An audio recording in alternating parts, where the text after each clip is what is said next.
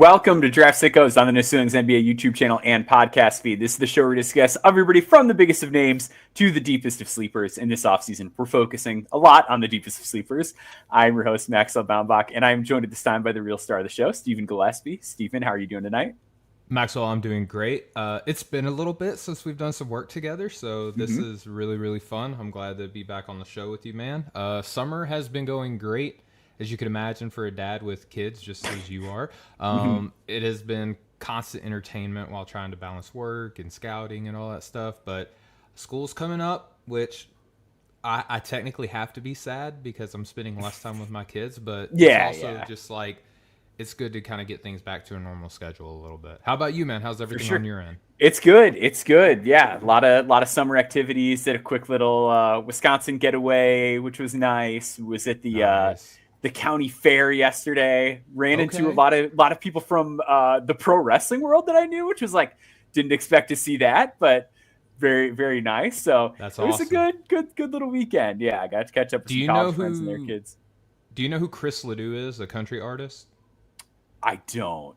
Yeah, he sang a song called County Fair, and it immediately popped up in my head whenever you did that. He's old school. My wife probably does. She's all about the country. She grew up on a farm, so she's big into country. So, right on.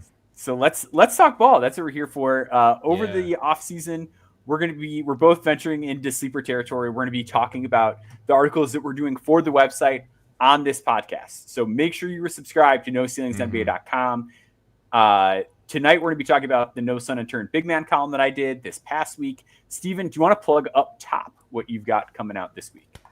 Yes, sir. So transfer from the Howard Bison to the Creighton Blue Jays is a sicko favorite amongst whatever the internet draft community is. We need to come up with one for like how the wrestling fan base has, the IWC. Yeah. We need like the IDC or something like that maybe. But I'm going to be writing about Blake Harper, and I got a chance to interview him. Not just writing about him, but I had a chance to interview him, ask him a bunch of questions about what his high school playing days were like, how he adjusted to college. There are some fun stories about his like adjustment periods and stuff like that. And then what it's like for him transferring to Creighton and what he's focusing on, what we could expect to see this year. So I have a few interviews already in the done bucket. I'm just now putting words to electronic keys and stuff like that now. And he's going to be the first one. That's going to be dropping. If you're listening to this live on YouTube, first off, thank you for being here. It'll be dropping tomorrow. If you are not listening live, shame on you, but I still love you. It will be listening the day that you're listening to the podcast on Monday over at NoCeilingsNBA.com. Yeah, and Creighton as a whole, fascinating team this coming year. Between him, Josh Dix, Owen Freeman, Jackson McAndrew, a lot of good sicko favorites there. But yeah, Blake Harper, anytime you're getting people to go out of their way to watch like MEAC basketball consistently, it's like that's how you know a dude is a baller. Like their freshman year, you were already getting that sort of attention, drawing scouts out to games. Like not a lot of guys that move the needle like that coming from a smaller conference. It's just not normal. Like there are a lot of good freshmen in college basketball this year. I don't know how many commanded the attention that he did. Let's get into No Stone Unturned 2025. So this year we start, as with every year, we start off with the big men. My favorite big man, and I think still obviously putting everything together, I think this guy's my second favorite prospect in this series overall this year, is Tarris Reed Jr. out of UConn. He is 6'10", 260 pounds, a senior out of UConn, 9.6 points, 7.3 boards, 1 assist to 1.2 turnovers, 1.6 blocks, and 0.7 steals per game. Those numbers were all coming off the bench this past year at UConn. He was the Big East Sixth Man of the Year. Sort of a classic big-bodied, bruising big man. I guess let's just start big picture. What were your sort of overall assessments with Reed kind of coming into this and then coming out of the exercise? Yeah, I know that you had liked him. I would say for the past couple seasons, if I'm not mistaken, you were a big fan of him. I like him coming into high school. Yeah. Yeah, for sure. And so guy I've always kind of had in my back pocket. I've scouted him, intermittently, just like everybody else who does this, on a consistent basis. And I liked him. Going back and watching the UConn film with him this year I like him. I'm curious to see what the forward step is going to be for him. And I know Hurley, Coach Hurley puts a lot of expectations on his bigs. So I'm very curious to see the type of role that he has, if it's going to be kind of more in the Donovan Clingan mold, if it's a little bit of Dama Sanogo. What's the kind of developmental pathway that he's going to be on now that the brunt of everything is kind of rests on his very broad and capable shoulders? I'm curious to see what that looks like, but I'm very interested. Like, I just want to start off, Maxwell, by saying you continue to surpass expectations whenever these series come out, and critically acclaim. I forget the name of the award. It's a drafty. Can we start those up? Like the drafty awards?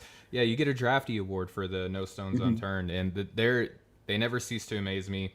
This is a good group, and Tarris Reed is a legit chance, because you and I talk about this all the time, Maxwell, and Keith Smith explained it to me on one episode that I did with him, where it's like big men have never been asked to do more than they do now. And I look at Tarris and I see the outlines of a very good player who can do a lot of things while also meeting that physicality threshold that you and I have been harping on for the past like 3 seasons now. It's a big box to check that a lot of people, I will say some people, overlook at times when looking at a draft prospect. Yeah, and I think I think there's like 2 reasons why Tarris Reed has slipped through the cracks. And like people that read the article know, like, I'm very bullish on Tarris. I have him at the end of my first round currently. And I will say too, like, this is not a clickbait thing. Like, if you are No Sings Plus subscriber, you can go through my boards through last year and see I routinely had Tarris Reed in the second round throughout last season until it was like pretty clear he wasn't going to enter the draft. I just think he's really good at what a center needs to be good at. And I think that he's a very different type of player than Ryan Kalkbrenner, but I think he's going to suffer a lot of the same things where it's just like little older, not super sexy, like, and people are going to like kind of bypass him a little bit more than they should. And I think the fact that he came off the bench last year sort of limited how much people looked at him. But I just really buy it. So we'll start with the defense. Really good shot blocker. Block rated 9 this past year. Very long arms, very big body, like you said. And just around the basket, like always in the right position, very attentive, very active, very mentally sharp in terms of getting into position. I would be shocked if this is a guy that comes in small, like from a measurement standpoint. Like, I don't think this is a case of a guy who's going to come in. It's like, he's 6'8.5" with a 6'11" wingspan. Like, I just don't think he's going to be one of those dudes. He looks physically large, and he moves really well. Blocks a ton of shots. And then out in space, like, big man with a good steal rate is something I've always loved. They were way more aggressive with him in ball screen coverages than you would anticipate given his frame. And I don't know that was necessarily always to his advantage. But I will bring up a point regarding that down the line. So I'm glad you and I are seeing the same thing on that regard. Yeah, like it was a lot of like hedge and recover, blitz, like sort of stuff, which like is fine. Like, he can do it. He could definitely do it. But it's like, I think drop is probably going to be what he plays in the league. Like, I'd be really surprised if a team is like, we're going to blitz and recover. Like, teams don't really do a lot of that anyway. Yeah. But even like if you're like, it's usually switch or drop. And I think Tarris is a drop guy. But when he does guard on the perimeter, like, really good bend. There's a play that I used in the clip video for the article where he was on an island with Cam Jones, like gets low, slides his feet, doesn't cross, swats the shot off the backboard at the rim, like can move on an island, and does a great job of playing guys off his chest. Also a phenomenal defensive rebounder, like 27.4 defensive rebound rate. He owns the glass. Like, he's legitimately, if not the best, like one of the best rebounders in college basketball, certainly one of the best rebounders in college basketball that can like do anything else. If nothing else, like he is awesome on the boards. My big issue with him defensively is the fouling. Like, he just leaves his feet too easily, bites on a lot of stuff. I think he could say to be a little bit quicker laterally, a little bit quicker off the floor. But if there is like one thing that I would want him to key in on, it's just not being so jumpy, not leaving his feet so much. Yeah, I think too, like in my notes, I wrote that I love that he can defend out in space to some capacity. Like, he doesn't play nervous when he is switched out on the perimeter, and those times where maybe the pick and roll defense is a little bit aggressive and the offense can kind of like string out wide a little bit and kind of force him to stay where ideally he wouldn't want to be to get like the best out of him. When he's in those situations, I don't feel like he's on barbecue chicken alert like some of these other bigs that we're going to be talking about today. Because he is so strong, he is very hard to move off of his line. I love that he plays vertical very well on defense. And what I mean by that is not like just jumping high, but presenting himself tall, like arms straight up, leaning his chest into his man, and really pressuring them into making a decision without fouling. Like, I think that he is very adept at being able to do that. Awesome ball tracking ability with the hand-eye coordination. And it seems to me, Maxwell, I'm curious to see what you think on this. It seems like he plays quicker on defense than he does on offense. Like, he just seems to move with a certain sort of suddenness on the defensive end, whereas on the offensive end, it may just be scheme where he's asked to kind of occupy different spaces and then sprint out to set a ball screen. On defense, it's more decisiveness, and it feels like he's a little bit more comfortable. The one thing that I want to bring to your attention that kind of just it sparked an interest in my head is like the one hang up that I could see is that how do you think that he's going to be able to defend when he's on a shooting big? And I feel like you can ask this question about a lot of big men in the college, not even just on this list, but even some of the best big men in college basketball.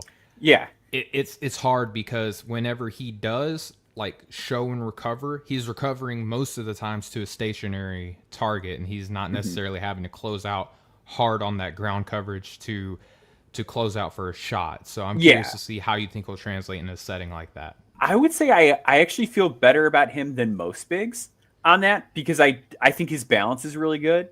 And I think that his perimeter defense technique is better coming into the league than it is for most bigs. Now, that doesn't necessarily mean that like I think he's going to continue to grow by leaps and bounds. I think he just like knows how to defend on a technical level. So I think that I feel okay about because I think that when he has to change direction in space, he does a pretty good job of it. I do agree with you. Like that's where I mentioned like the I wish he was a little bit quicker thing because I think the ground coverage is going to be like there's a reason that I'm preferring him in drop versus switch, right? It's because I think the overall foot speed, given his frame, is probably never going to be like electric. And he's certainly not going to move around the way that like a Chet Holmgren or a Bam Adebayo or like your premier switch Evan bigs Turner. would. Yeah. Like I think he can do it and be respectable, but it's not Evan like Mobley, not Evan Turner. Oh yeah, I do that so much. I didn't catch that either. Evan Turner, I St. Joe's high school basketball camp. There you go. Destroyed everybody while I was there. Not my best week as a basketball player. But I would say he can do it and be fine. Would be where I settle on that, which is not the most decisive or sexy answer, but yeah. That's He'll be okay ringing in. No, but I mean, to your point that you bring up in this No Stones Unturned is like you have to win on the margins when you're scouting. And I think that whenever you're marginally scouting, looking at the holistic picture really helps you to decide what role he's playing on a team. And a lot of these guys, if when they hit, it's probably going to be by committee for a lot of them coming in. And that's kind of like where I think matchups are so important because in the NBA, that's where you're going to have the most shooting big men that you'll ever go up against on a nightly basis. Whereas college, you might have, depending on the conference you play in, maybe one or two like true that you actually have to close out. Yeah, exactly. And then do they shoot enough in a college game to where you really got to care about it? Are they shooting more than 3 attempts and stuff like that? So, and then the other thing that I saw on the pick and roll that kind of caught me a little bit that I want to see on higher volume is that if I was to coach against UConn, that would be just a scary thought because Coach Hurley scares me. I would be nervous about if I was to do something to counter out their pick and roll coverage with what I saw with Reed last year, I would slip the screen before he gets set because that's where I think that you might have a little bit of advantage over Reed is that if you have a foot speed thing to where you maybe go screen, slip real quick before he can attack the ball handler, and then you might have a little bit of a lane advantage, So I'm curious to see how he kind of transitions into multiple different types of pick and roll coverages that he'll have to employ over the course of the season. For sure. Offensively, I think he's like a a real good simple big man again. Like sneaky bounce for a dude as big as he is. Yes. He had 37 dunks, which like if you're a big man, that's like a good number for a college big coming to the NBA relative toward long-term NBA bigs. And then again, you remember like he did not start. Like that was the number that happened off the bench. Really good hands, very good catch radius. And he's just so big that like when he gets downhill, he's like a freight train. I know we had some disagreements about his screening, which we'll talk about in a minute. I think his screening is really good. And like some of the clips I used in the article, I think could point to it. Like when he makes contact, dudes are brought to a halt. Like he can really level a dude with a pick. And then when he's rolling to the basket, the guy's just like a freight train. Like it's just really hard to slow him down. And then he's got this great like little like hook shot, like post counter game at times that he goes into where like he does have legitimate touch. Like I should pull up the synergy numbers, but his number on like non-dunks in the post was really great for a bruising big. It's something you don't normally see. And then he was also phenomenal on the offensive glass as well, had an offensive rebound rate over 17, which is like basically Jared Vanderbilt, and that's it at that point. Like that is a Zach Edey kind of guys. Like that is a threshold you just don't see many guys get over. And then the passing, I think, is like an interesting wrinkle. So when he was coming out of high school, part of what I liked about him so much was I thought he had real skill as a passer. Sure. And then he goes to Michigan, and it's just like oil and water with him and Hunter Dickinson. He has like 3 assists his entire freshman year. And then the next year was a little rough. And then this past year, like it seemed like there were highs and lows with the passing. But all in all, relative to long-term NBA big men, he graded out well in terms of assist rate and assist to turnover ratio. I think for now, and last season in particular, like keeping it simple was when he was at his best. I do think there's a chance we see a leap with his passing this coming year because it's the one area where there's been like really solid growth throughout his college career. Has some moments with like DHO keepers and stuff like that. It's tough to know with bigs because some bigs are just given the whole like don't dribble no matter what thing. So it's tough to know like when guys aren't taking those, it's like, is that schematic? Is that a coaching thing? Is that a confidence thing? Like you never really know. Some guys have that leash, some guys don't. But I thought his skill progression this last year was like really impressive in terms of his passing. So I think if nothing else, you're getting screening, dunking, touch, okay pass. Like by NBA standards, like pretty good passing out of the big man spot. So the way I'm looking at it, where it's like, all right, I've got this like really good drop coverage defender who will own the defensive glass, can hold his own in space. And then offensively, I'm looking at a guy who finishes plays really well. His true shooting percentage was phenomenal. Can make passes at a decent level, will own the offensive glass, will level guys with screens, help his teammates create advantages. That's how you end up with a guy that had like a really high like OBPM, DBPM. Like it's just like there is just productivity on both sides of the floor. And it's really evident that like when that physicality is there, I'm just like, this guy's an NBA player. Like that's where I get so excited is it's like in combination, all of these things are what you want out of a big man. The question there is like, is it high end? Is it low end? Is it medium? Like what kind of NBA big are we talking about? But I think in terms of like bigs returning to college basketball, like I feel as good about Tarris Reed as like just about any of the ones that aren't like Yaxa Lendeborg or like the super on the radar guys. Yeah, so I'm sorry, Maxwell, if I threw you off. Like, I looked over at the comments, and from Glanton Gandalf, he said, my big sleeper is Paul Bunyan. Those guys' measurements jump off the page. Oh, man. Like, I'm sorry, I read that, and I'm really proud of myself for not just absolutely losing it on the podcast. That was incredible. But yeah, it's incredible. Thank you. Well, yeah, and then his backup big man is seeing like really big shoes that he has to fill the next year, too. Yeah. All right. I'm sorry. So to your point, you and I were talking about the screening, and I agree. Like when he does make contact on screens, like it is very effective. I got frustrated because this could be a scheme thing too, where it's like, okay, I'm gonna run over by this person and just kind of like ghost and post is what I'm calling it, where it's like I'm not making contact. I'm just gonna stand here and then move on to another spot. I felt like he did that a lot, and then there were a lot of times where he set screens. Most of his turnovers, I felt like, were illegal screens. Like, if you like went back and watched them, it was the illegal screen variety, which it could be simple coaching. You know, like, I'm sure that this is something that could be cleaned up. I saw him kind of go through the motions a little bit on plays where he wasn't setting screen for the ball handler, like if it was a down Like screen off-ball or a pin shooter, down for someone else. Yeah, something like that.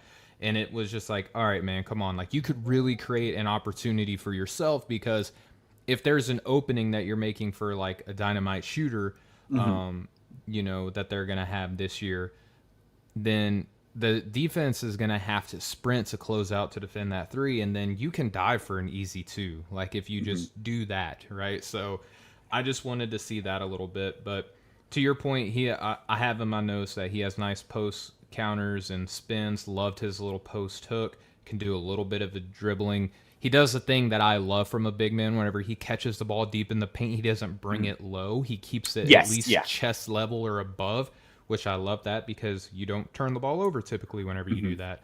I do think that he can create a ton of space in DHOs for threes, and there was a couple that I'm just like, he could almost like hold a camp over the summer, just like how to operate like as a DHO big. And I'm being dead serious, because he has a wide frame to create such a lane for the person that he's handing the ball off to, and he does an amazing. He does an amazing job of leveraging the length of his arms to create additional space for the guy that he's holding the ball off to, and then that player can either shoot a pretty open three, or they got a clear lane that they can drive, because he has just occupied so much space. I really love that. To piggyback on that, that's why I brought up Silas Demery on like transfer portal fits when we talked about that a little while back. Is like Silas Demery, like being a guard that wants to get into the paint. They had so few of those guys last year. It's like with Demery, it's like finally, like he's going to carve out that space for a guy, and they're going to have somebody on their tail, and they're just going to go right to the rim. Like that's something I like. And then the other thing with the screens too, like you talked about him like diving to the basket. One little thing, and this is nitpicky, but whatever. We that's what we're here for. You, dude. I wish he did a better job at times of making himself available for the ball. Like I feel like there's a lot of times where like he sets the screen, rolls, and I'm like, dude, just put one arm up. Like just do like a little something to ask for the ball, because like you're open right now, and maybe you trust your teammate, maybe they don't go to you that often, whatever. And it's like you got to just ignore that and like have it ready every time. Yep, present yourself available. Like I'm very big on, if I'm watching body language stuff for players without the ball, it's like, how are you presenting? Like on defense, when I mentioned that he plays vertical well, are you presenting yourself to already, whenever the player catches the ball, that you are going to be a tough object for them to have to shoot over, not react to a jump shot or a post move or whatever? Like, are you already putting the work in preemptively to make the person's job who catches the ball that much more difficult, right? I love stuff like that. And I talked to you about this a little bit, but that ghost screening and making contact, when he does, like it's game over for whoever he gets the ball to. I just think that the passing is pretty solid. I love him like in like the elbow extended mid post, wherever he can kind of like survey a little bit. I just wish that he was a little bit more decisive on what he was going to do with the ball upon the catch. You know what I mean? Like, because I feel like sometimes it's, all right, I'm going to catch and I'm going to look around, instead of like doing that work a little bit early, like mapping out where my guy on my blind side is going to be. That way, if I feel pressure, I can kick the ball out to an open guy, right? So I love that about him. I feel like he's at his best when he's established deep position and uses his length a little bit. And I feel like, just that little bit more of decisiveness would just go a long way with him too, because I feel like some of the turnovers too, where I'm going to turn my back away from the deny defender who has time to go and try to force a turnover in there and get back to their guy. So you just kind of have to feel that pressure even though you can't see it coming. Yeah. I think that's all totally fair. So just to kind of put a bow on it, like I said, Tarris is one of my favorite guys in the series this year. I think so often we get cute with it with bigs, where it's like, oh, this guy can like shoot, or like this guy's got these like ball skills that like we can wax poetic about. And a lot of times it just doesn't really mean anything in an NBA context. It's just like teams want a guy that is physical, will do the dirty work, and like Tarris did the dirty work better than anybody last year. Like legitimately one of the top rebounders in the country, both offensively and defensively. Solid passer, excellent block rate. Like to me, it's literally just like cut down on the fouling and you get drafted. Like I think it's like that simple. Yes, hot motor too. Like up and down the floor, like runs hard. That's Yeah, and very like important for big men, man. Like it yes, can't be it cannot be overstated.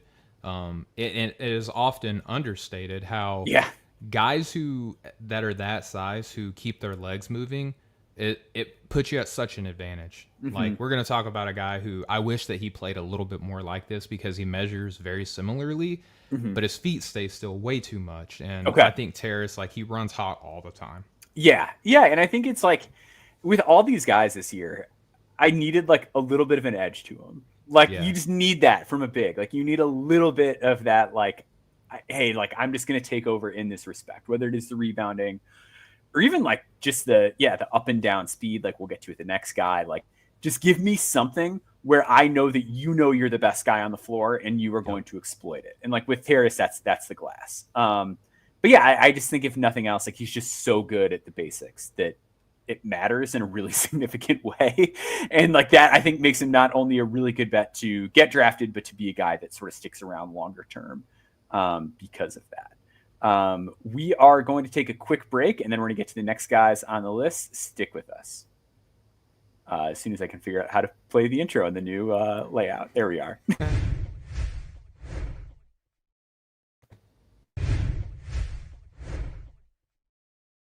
All right, we are back after that learning experience.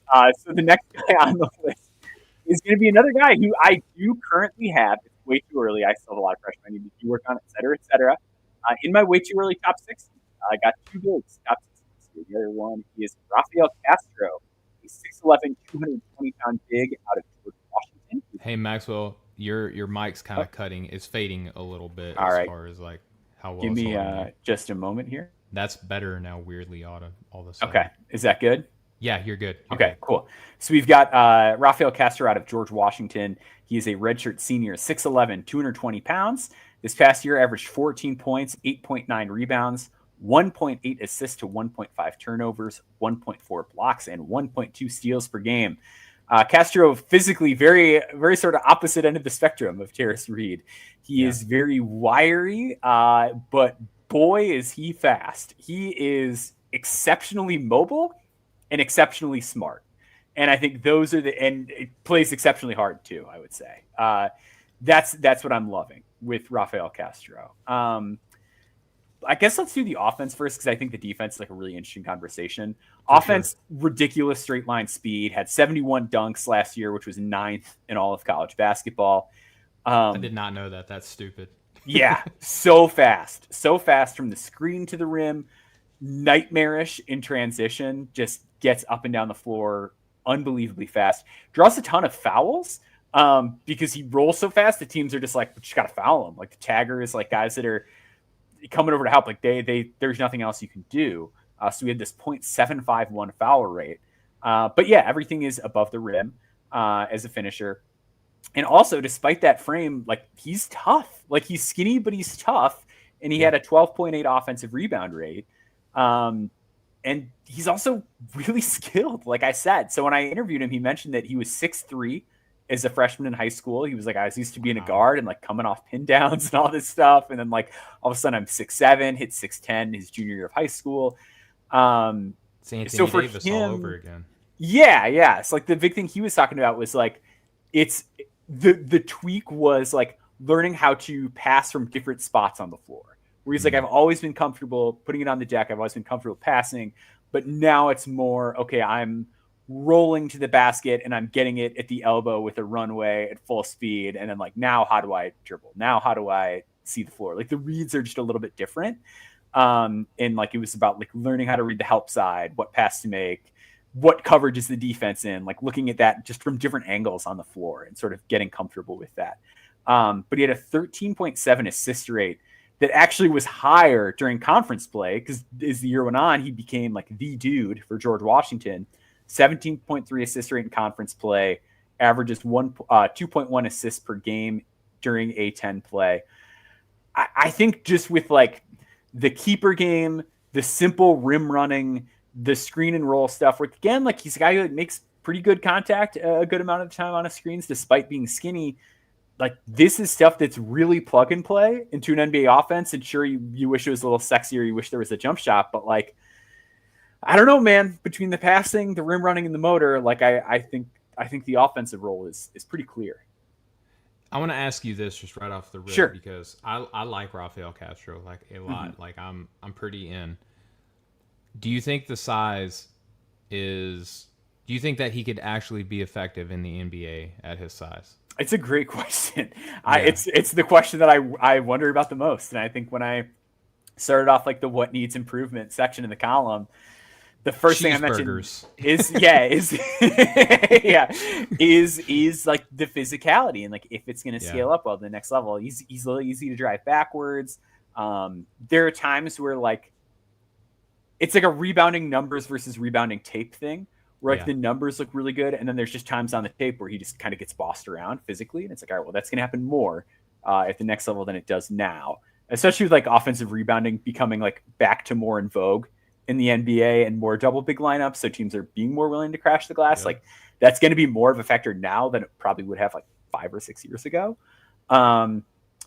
I think that's like a real issue for him. I would say that is like the biggest question is just like physically, is he going to be able to hang on an NBA court? I will say, and like, it's tough to know, but like there's like social media pictures that he's posted. It looks like he's filling out a little bit. I'm hoping so. But I think we'll kind of tie this into the defensive conversation too. I think part of it is going to come down to what defensive scheme he's utilized in. Because there's not like I feel like the skinnier you are, the more I need you to switch. You know what I mean? Like I feel like best drop guys are really like sticks. So like I think that's going to be a big question. It's like if a team is switching with him, maybe it's not as big of a deal out of the gate. But generally, if you're looking to guard 5 out, you probably want to play 5 out the other way. And then it's like, all right, well then we need you to shoot, or you're more 4.5 out because of the ball skill stuff. Like. I think that's a more than fair question because I think it's the biggest one I have coming. Because I think that what people are going to look at him, and if you just like watched him move on the court, like run in transition, and you looked at his frame, you'd be like, okay, he can shoot. Like he just has to be able to shoot, and that's like going to be kind of like the building block skill, in my opinion. Because there are some flashes of like some post face up, like leaner fadeaway shots that are like that was pretty clean, Rafael. Like I kind of like that. Can you spread that out a little bit? But yeah, I love his roll man game where like he makes such decisive and aggressive cuts to the basket. I mean, we're gonna talk about that being a key skill with a couple of other guys today, but he is does a good job of whenever he dives with the ball, he'll get into like the hug where he kind of like football carries the basketball and then like lays it up and around the defender. I love that. Despite being thinner, he doesn't mind working at the paint at all. A very springy lob threat, like helium legs. Like it's harder for him to stay on the ground than it is for him to jump up to the basket. Can finish in tight and contested windows. Reliable hands on the move. He has good body control and fluidity on the clutch finishes is where I call them, where like he has to adjust the shot a little bit in midair. Willing driver, screener, effortless leaper. Fun to watch in transition. I like his offense a lot because I think that it's picturesque in terms of like the efficiency, the usage, and all of that. It's just that I think the physicality is going to be the biggest thing that he's going to have to adjust to in the NBA. And again, because he's thinner, I think that it's more forgivable that you would want to fill out like a shooter. But since he is more likely going to be the anchor to a defense or a co-anchor to a defense, you want him to be a little bit more bulky. But I like his defense a lot too. I think that he has good recovery instincts and tools, gives a lot of effort to defending in space, and rolls well. And that's kind of the good stuff. I think that he sees the floor well enough, but has a bit of a hard time getting the ball to where he wants it to go consistently. I want him to be a better extender as a passer. Some of his best passes come where he is like standing still, like stationary, and he's capable of some fun looks too. But then there are some reads where I'm just like, maybe he's trying a little bit too hard. Maybe he's in his lab right now. Like, I don't really know, but I would like to see more consistency as a passer if he's not going to be a shooter, because you got to thread like this needle perfectly for this type of a player to work. But there's a lot there, man. Like there's a lot there to really like. He's very toolsy. What did you make of the defense overall? Because I was like torn on it, where it's like I think the mobility is so good, and like the habit stuff feels kind of like low hanging fruit to me. Where it's like, okay, just like need to know where to be. Like you're such a smart offensive player. Like surely if you devote some time to the defensive stuff, like it'll come around. But like in drop, I thought his positioning was like really erratic. Like I thought there were times where he was just like so far to one side, just giving guys a clear driving lane to the basket. Like when they'd come off the screen, that like it was really frustrating. And like he has these great recovery tools, but it's like I shouldn't have noted as early in the film process as I did that his recovery tools were great. Like I shouldn't see you recover that many times, like so that it's so obvious that like that's a strength of yours. But like on an island, like in switch, it's fine. But in drop, like I feel like where he is positioning, like like you said, like being proactive, having his hands ready, like that stuff's got to come around if that's the scheme he's going to play in. Exactly. And there's a guy who we're going to be talking about later who's even thinner, who I think plays, to your point, a lot better, more in position, like does the work early to get in position, to where I think Rafael kind of like trusts himself a lot to always be able to be Superman and come save the day, like right at the perfect time, to where he could be a little bit wild in terms of kind of anchoring, like instead of hovering towards like outside, like playing off of his man and the ball handler at the same time, to where it's like, okay, you got to commit to one. Are you on your man, or like are you in help position right now? Like what aspect of defensive coverage are you in right now? Like that's where I think that he could stand to get a little bit better. Because to your point, there were a lot of plays where I was like, what was the philosophy on the coverage on this play? Like what exactly what was your role on this possession? And oftentimes I just think that he trusts in his skills, like his sprinting, his length, a little too much, and his ability to jump like effortlessly. Yeah. I think that's all spot on. Do you think second round preseason's a little aggressive? Because I think that's fair. I think my thoughts with it are this was a guy who got way better throughout the course of the year. I think if you look at like the end of the year production where he was producing on a consistent basis, paired with just the mobility, feel, and like just ability to move on a court, and like the motor, I think like the motor tools and feel are enough that like I just think this is a better bet than a lot of guys. I see how it comes apart if the body isn't there. But I think he almost averaged like, I can pull up the numbers, like so in conference play last year, he averaged 16.4 points, 9.6 rebounds. Like, I think this is just going to be a guy where the numbers are so strong that there's no way he's not like a combine invite. Like I just think he's going to get there, and I think he's going to continue to improve this offseason. Like talking to him, it was one of those times where it's like I feel way better about the guy after talking to him. For sure. Where it's like I think there's a good mix of like competitiveness, self-confidence, and self-awareness that it's like that's like the trio that I want. Like I want a guy who knows that they need to work on and is like, I'm going to do it. Like those are the guys that have historically tended to hit out of the series, and I think that's where I'm sort of buying in. Yeah, I think that's key too, right? Like look at what Brooks Barnhauser was able to do, even though he barely played this year. Like you bet on the person, right? Like you bet on the person, the work ethic, the drive, and the history. I look at where Rasheer Fleming was drafted at the top of the second this year, and I think that Rasheer is just like hands down a better prospect. Like even Rasheer last year, yes, I get what at the same moment in time, like I thought he was hands down a better prospect and more physically developed. To me, it's like if you're a big man at 220 listed, like I hope you're around like 235 ish. You know, like to me, it's like looking at a point guard who's 6'3" but 168, 170 pounds. It's like yeah, bro. Like I know you can pass. I know that you're quick, but like, are you going to be able to hold up to the meat grinder that is the NBA? And so one thing I did for him was I remember looking at like some of the guys I compared him to, which I think was like Daniel Gafford, Mason Plumlee, Oso Ighodaro. And like all three of those guys, if I'm remembering correctly, were like pretty close to him in terms of combine weight. So it's like, Is it ideal? Maybe not. And maybe that's one of those things where, like, if you're thinking, like, if I'm the drafting team, maybe I have some more fear about it. But, like, I don't know, like Jackson Hayes is, like, still listed at 220. Not that he's awesome. Like, Khalil Ware is like 230. Like, I think 230, like Oso Edegaro is 235. Like, I think these are weights that he could get to where it's like you can at least survive. And I think because the feel is so strong, like that is going to go a ways to cover for it. And the fact that he's like tough and plays really hard.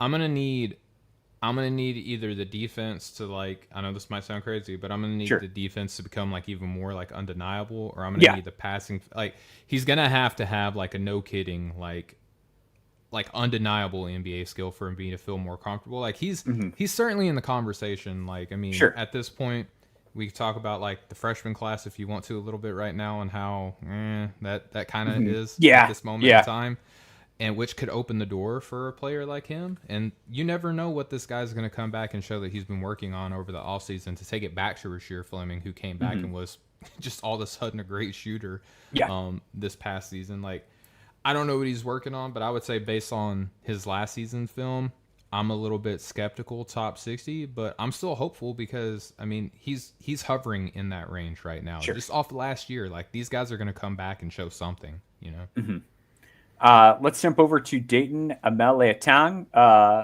at Dayton. He is a 7'1" sophomore, 230 pounds. As a freshman, averaged 7.1 points per game, 4.3 rebounds per game, 1.2 assists to 1 turnover, 1 block, and 0.5 steals per game.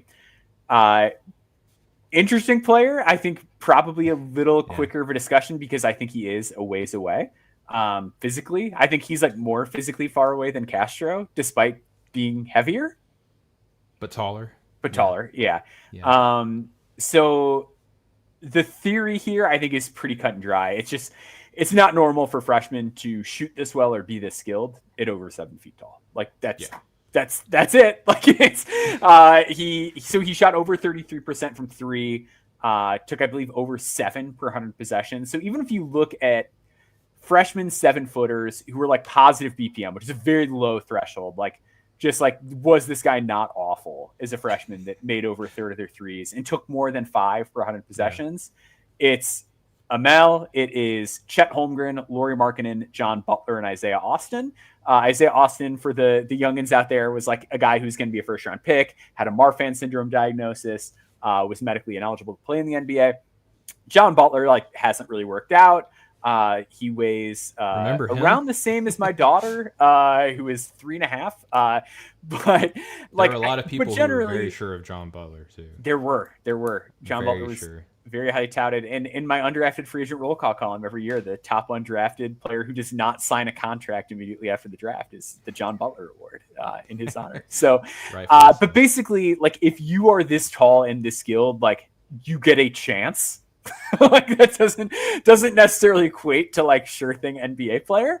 But I think it does mean you get a chance. And I think if you get a chance, that makes you a much better margins bet than most. And I think there are some real intrigue here. I think the high release of the shot, the functionality of like when he does get his balance under him, it's tough to block. Like, I think the shot itself is really good.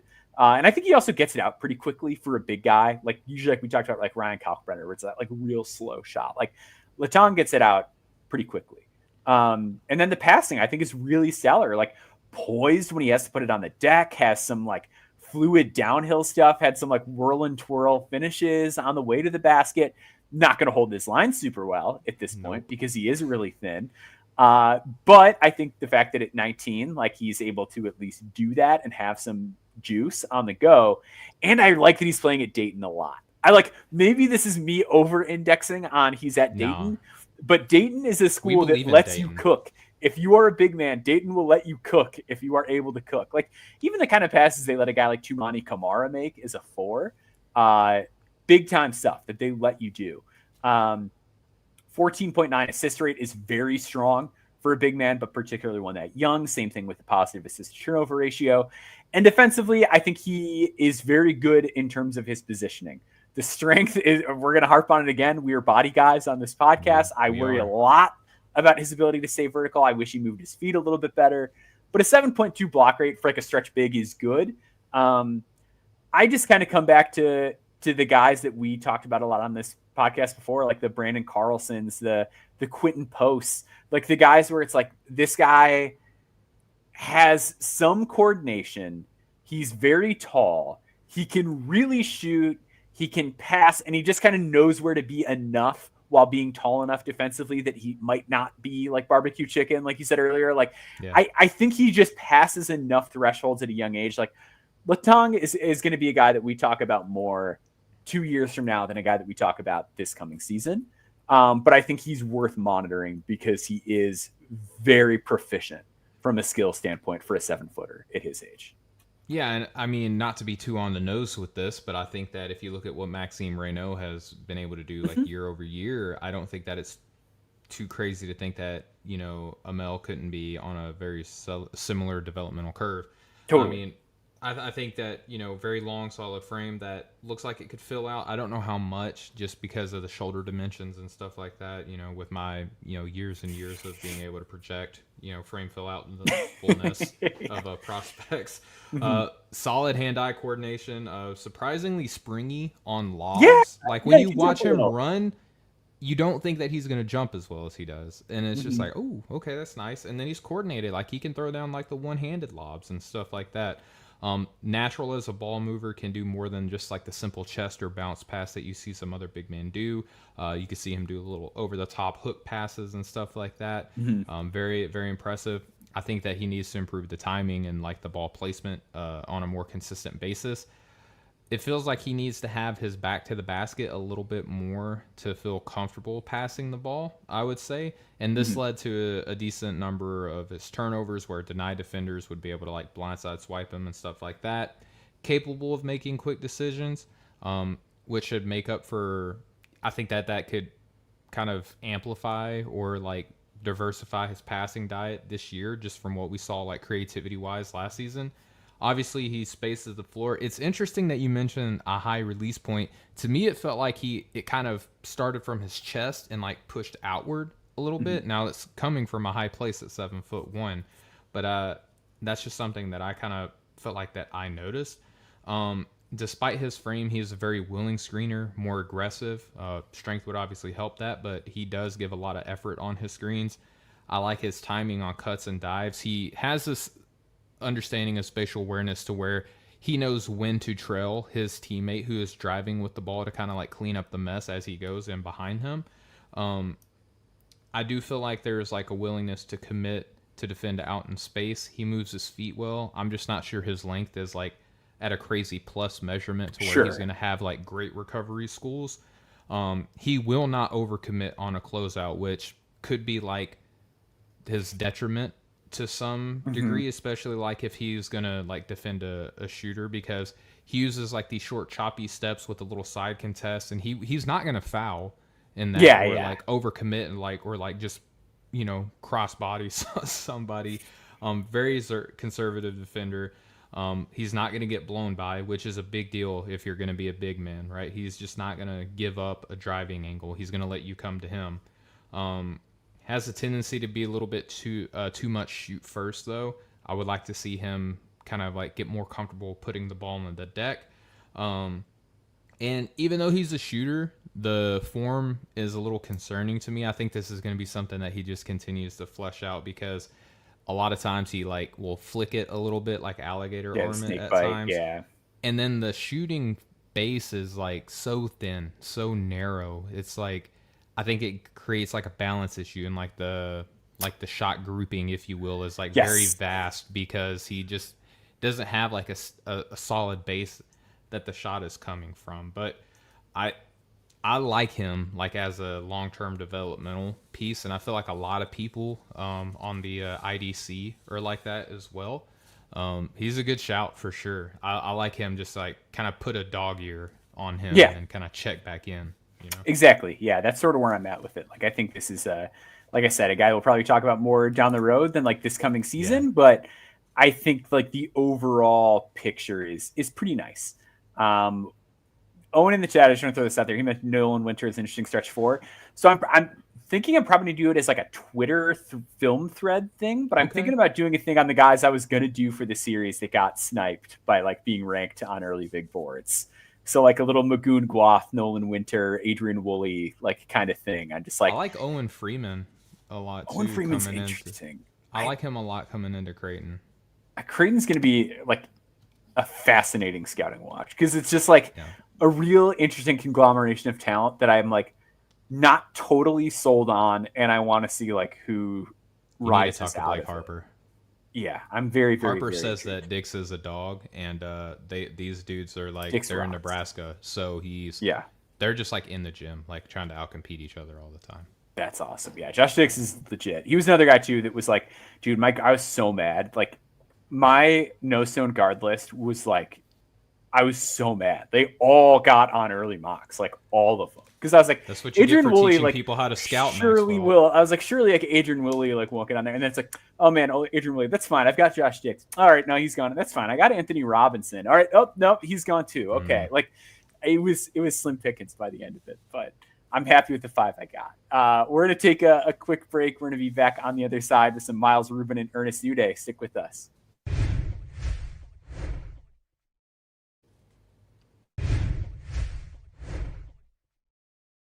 All right, so Miles Rubin is this year's guy who was in the series for a second time.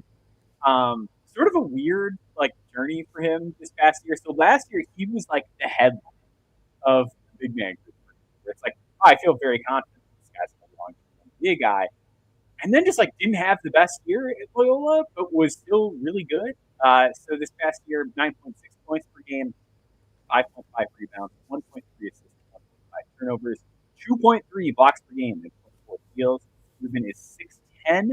He is only 210 pounds. I think the plays bigger than the aforementioned Castro, in my opinion.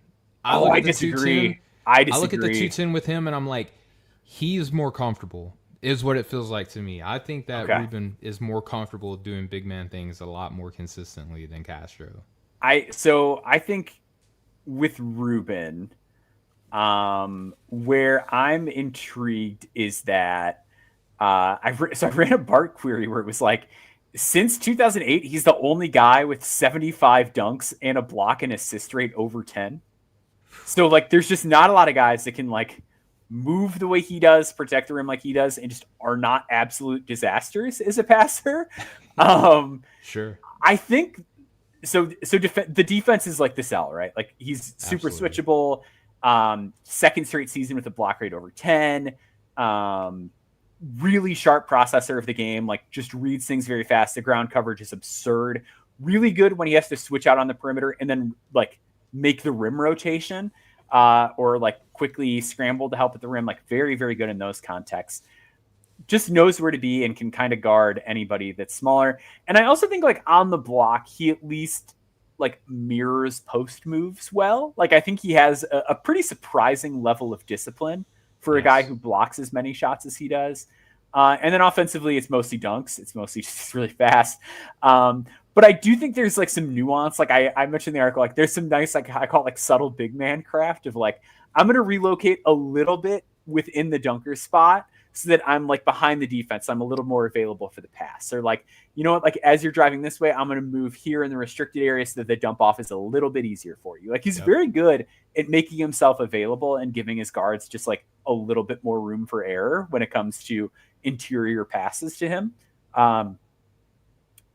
Super efficient too, 71.4% field goal percentage on synergy, 94th percentile as a cutter, 88th percentile as a roller, 86th percentile in transition. So if it's like he's going toward the basket, he's good. He can finish those for you. I just worry a lot about the physicality. Like really poor rebounding numbers this past year. Very easy to knock around on the glass. He's a guy where I worry about the measurements with. Like I feel like he might not be 6'10", based on like some of the guys that he guarded. And if he's not, then the wingspan has to be like super plus. Hack-a-Shack target at sub 50% from the free throw line.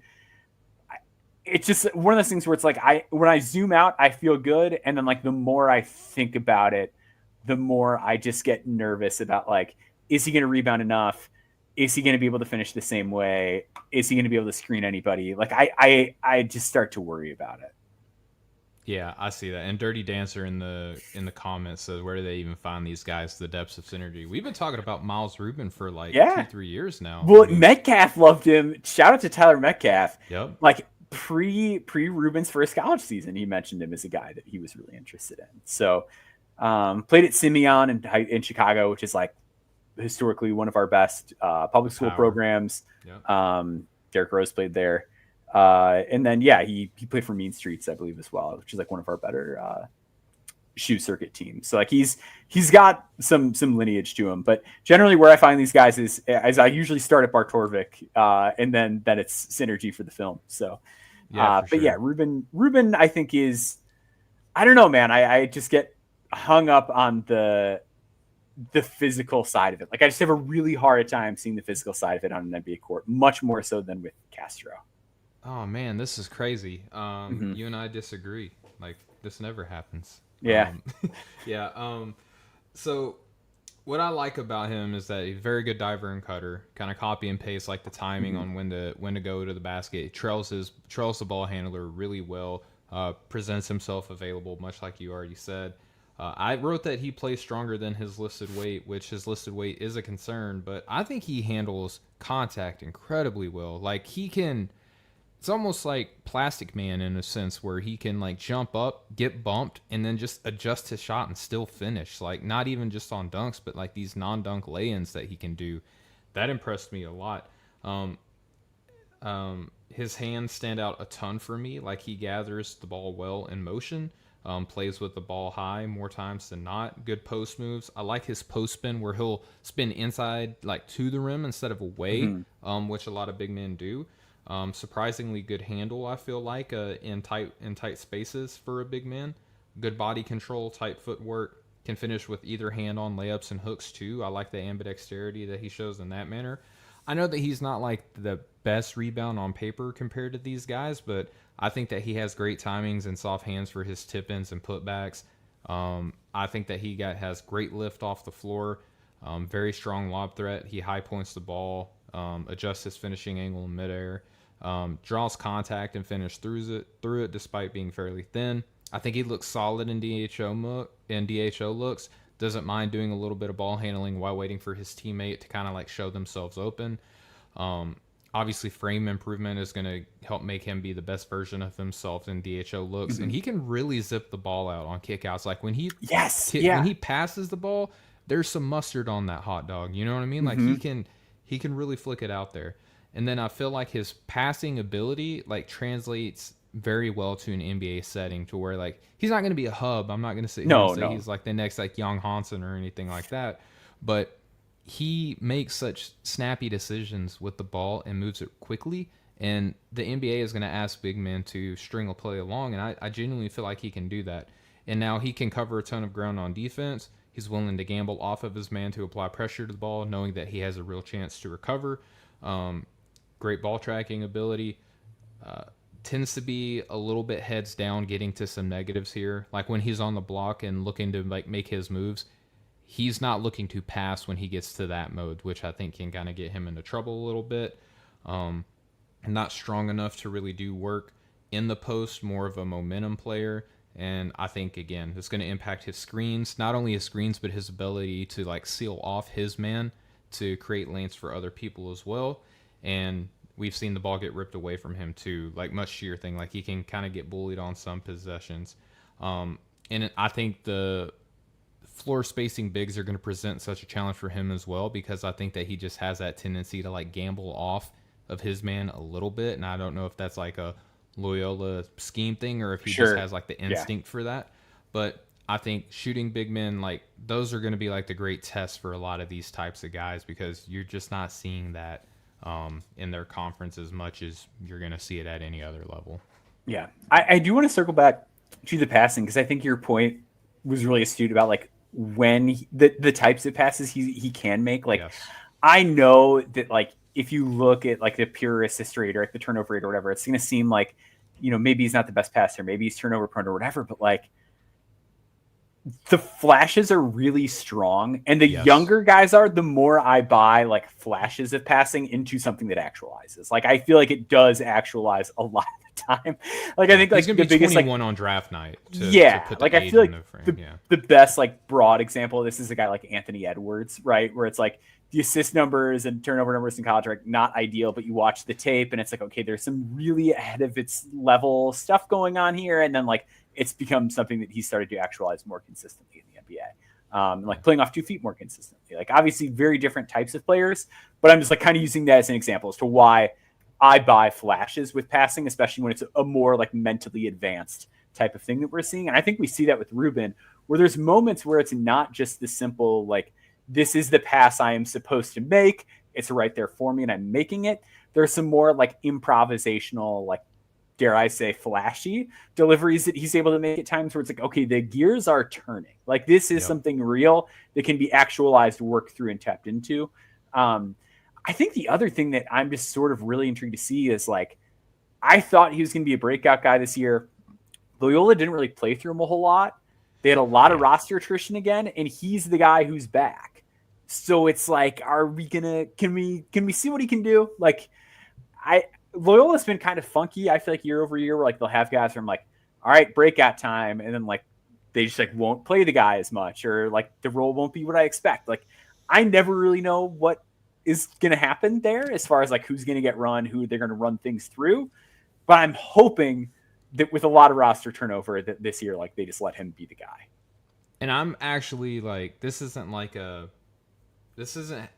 nothing to do other than the fact that like I feel like he's shown himself to be proven like within his conference and school so much. I'm a little surprised that he's running it back, if that makes sense. I am too. Loyola. Yeah, in this era is a big Yeah, I feel like a lot of other teams probably would have been very interested in him based off of where freshmen have gone, other transfer ups have gone. I feel like Rubin is a little bit more of a known commodity, so to speak. So I'm surprised that he's running it back. Like, good on him because take the opportunity if it's there. Yeah, because I think obviously that they know him and he probably feels comfortable knowing that they're going to have his best interest, which trust is a big thing for moments like that. So I'm surprised he's still there. To your point though, I would like to see a little bit more offensive experimentation. That doesn't just mean shoot threes, but can you have the offense run through him a little bit more? Put him up on the mid post or elbow, something like that, elbow extended, and try to have some sort of offense go through him a little bit more. That way those flashes can become a little bit more concrete or sustainable. Yeah, I would agree. I think that's the next step. Last one, every year, I kind of just throw one out there where I'm like, maybe not, but like maybe. Doesn't always work. Sometimes it's Max Shulga, sometimes it's Josh Udeh. You know what I mean? Like the fifth guy in any No Stone column, you never quite know what you're going to get. Ernest Udeh, who's the guy that we talked about midseason a little bit. Bizarre player, but I'm just like, I think there's something here. And I don't know that the fact that hasn't actualized in him being like a legitimate NBA prospect is a red flag, or if it's just like he hasn't really been utilized right. It could be either one. But this past year at TCU, he averaged 6.6 points, 7.5 rebounds, 1.2 assists to 1.1 turnover, 1.4 steals per game, and 1.3 blocks per game. 6'11", 260 is going to be at Miami this year, so change of scenery. Udeh is built like a 90s era back to the basket big man, but like moves his feet really well when he commits to doing that. When he sits down and slides, there are not a lot of bigs that can move like him. He had a 3.5 steal rate, which is unbelievable for a big man. Like it's basically the only Paul Reed ever that's done that. Usually that's more of like a wing number. Really can just intimidate the crap out of a guard, like just overwhelms and swarms. And when he's in like a switch or a like aggressive shows like system, his hands are really active, like just really tough to deal with out on an island. 5.9 block rate, which isn't anything to like go crazy for, but he did guard out on the perimeter a lot because of TCU's scheme, held opponents to 38% at the basket. Offensively, like super fast end to end, another high dunk guy, 92nd percentile as a roller, another guy who drew a lot of fouls downhill, awesome offensive rebounder. just doesn't score a lot, like concerningly low scoring volume for a big man prospect. And like that is a red flag. And like I'm a big like don't make excuses for prospects guy. Sure. So many rolls to the rim last year where he's wide open and just TCU's guards didn't hit him. Like I do think there is a possibility that this year at Miami, like if they just feed him as he goes to the basket, he averages like 15 a game. Like I think that's like I think it's on the table. I'm not saying I'd bet on it, but I think it's on the table. The flaws are that like as a passer, sometimes it's really wild. He has no touch. He is a sub 60% free throw shooter. If it's not a dunk, it's bad. And like okay defensive rebounder, but like way worse than he should be, especially when you think about how good he is on the offensive glass. So if it doesn't work out, like I said in the column, it's going to be obvious why it didn't work out. He's very low usage, makes some wild passes. He doesn't really have any touch. He doesn't shoot. Like it's very like he is very raw for a player going into his senior year. But I think the overall physical gifts are really rare. Like there's just not a lot of 260 dudes that can help you in the turnover battle by accruing a ton of steals, moving that way, and just being like a violent finisher. Like I think these tools can work. And I'm getting excited thinking about that possibility while also knowing that possibility is not great. Yeah, I feel like you and I talked about him a decent bit last year because like once you get in like this query mode where you're like, I don't know how you are. I mean, I feel like I know how you are, but like, let's just pretend like, yeah. When I'm looking for people who I want to be scouting, like I run queries, I look at film, like who stood out in like other games that I was watching and stuff like that. And I just kept coming back to Udeh, and I'm like, dude, he is like putting up some crazy numbers right now, like, analytically, and his production, even though kind of more condensed, I would say, to frame it nicely. Sure. It was potent when he was going, you know what I mean? So it's he's an absolute unit. Very rugged, loves contact, scares the heck out of me, just like even watching him when he's got a head of steam going to the rim. I think he's more agile and better vertically than some people are going to anticipate who haven't watched a lot of him. To your point, strong on the boards, rips the ball away from other people, like on the offensive glass is like, nope, this is mine and I'm putting it back. Thank you. I think he's agile enough to jump passing lanes too, to like not like the traditional like passing like skip passes and stuff like that, but entry passes. Like he can jump an entry pass lane and like force a turnover and get the ball going in transition. And I think that's where like the strong positives come for me. And then there's like some moments where there's like some good and bad to it. So for instance, he gets deep position in the paint, but I feel like sometimes he plays a little bit too low. Where we were talking about some other players where they keep the ball high and they play high. He feels like he kind of shrinks down a little bit, and I feel like that's where some turnovers happen. He kind of floats around away from the ball. That might be by design, but I would like to see more aggressiveness and assertiveness on these like off-ball screens. I think he draws a lot of contact. He's a solid non-dunk finisher, likes to get under the rim and finish with this like patented, I'm going to reverse around the rim to where someone can't block me.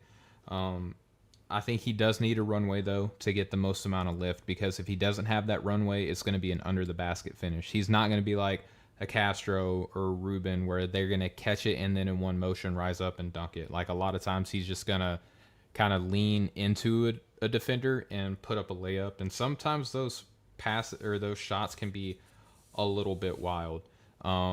He's pretty solid blitzing the ball handler on pick and roll looks too, is something that I noticed, but he does have a hard time recovering to his man, especially if they're going to shoot. I think more sophisticated offenses can work him out a little bit. You don't want him in a switch heavy scheme. He does compete on closeouts, though. He just is not able to cover a lot of ground. He's not super fast while he's doing it. You get the best out of him on defense when he is like active to stay in front of his man, because he doesn't have good recovery speed, in my opinion. Like even though the tools are good, the speed is not. I would like to see him, if it even means like cutting down on some weight, like be a little bit lighter and keep his feet moving. We were talking about that earlier with Tarris Reed and the hot motor, and he always keeps his leg pumping. I think Udeh can have a little bit like almost like he's standing in quicksand sometimes. Not going to be a play extender, simply a finisher. I don't think that he can read rotations as a passer very well. I don't think that he's like super accurate beyond anything than like just a simple next pass. And I worry about the consistency to be a reliable DHO option with him. So there's a lot going on in that kind of summation. But to your point, physicality kind of wins a lot of times. Traits win a lot of time. And I think that he has those to where if Miami, who oftentimes does get a lot out of like their transfer ends, if they can kind of utilize him the correct way, probably see him. I could see the light on him being very bright because he can be very productive when given the opportunity. Yeah. I think it's like a real, you could tell me this goes any number of ways and I kind of buy it thing. But I think like the guy I was thinking about with him, funnily enough, was like lateral Musa Cisse, where like Cisse was like a guy that like no one really paid that much attention to throughout the year, and then he goes to Portsmouth, and it's like, oh, like he's just like physically different than these guys in a way that he's like quick too. Yeah, like it really matters. And like I think that could be a thing for Udeh, where it's like maybe he's not super on the radar, and then he ends up getting like an E10 or a two-way or something like that. Like I think that's possible for him, but yeah, I think like totally getting over the hump feels like it just requires like a little too much. If we're talking about like a long-term NBA success story, where for like Tarris, L'Etang, Castro, like even Rubin, it just seems a little bit more like simple. Like it seems like, oh yeah, like if they minor do this, they're there. there. Yeah. Like, and I think with Udeh, it's a little more complex than that, but I think he's really interesting and very fun to watch. So that does it for this group. Do we want to spoil the wing part 1 group while we've got everybody here? I think for 2 weeks from do. now. Cool. Little tease.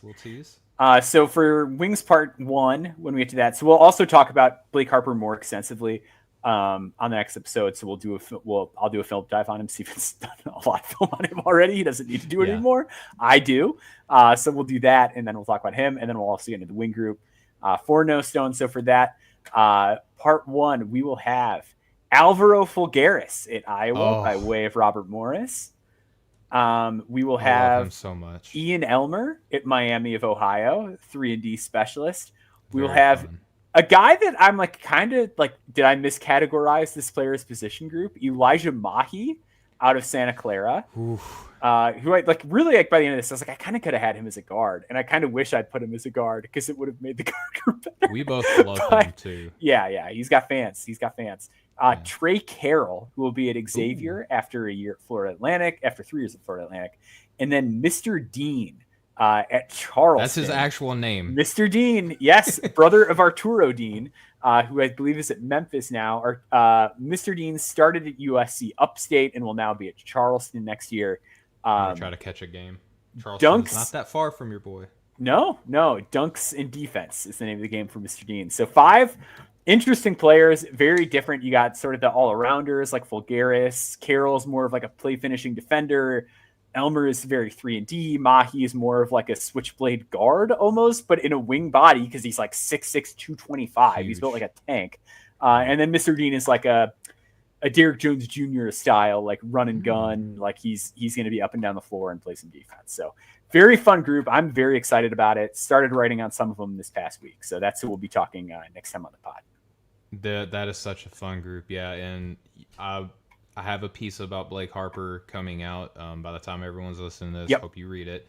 My next guy that I'm going to be writing about is another sleeper. And in the spirit of like kind of like wingy type players, I'll go Jeremy Elizy out of Southeast Louisiana, who is, for those who don't know, you're going to find out, a very good diamond in the rough prospect in my opinion.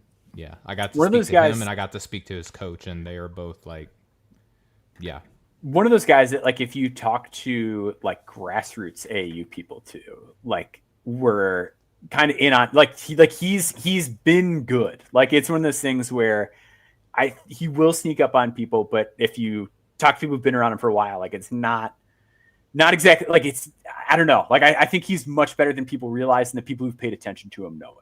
I guess how I'd phrase that. Like I'm really excited to see him this next year. Another guy who I think made a really good choice by staying at the school he was at, where it's like the runway is going to be there for him. And I'm super excited to see what he does this coming year.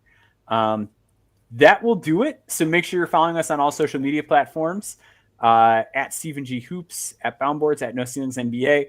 Subscribe to NoCeilingsNBA.com. Stephen's piece will be up by the time most of you are listening to this.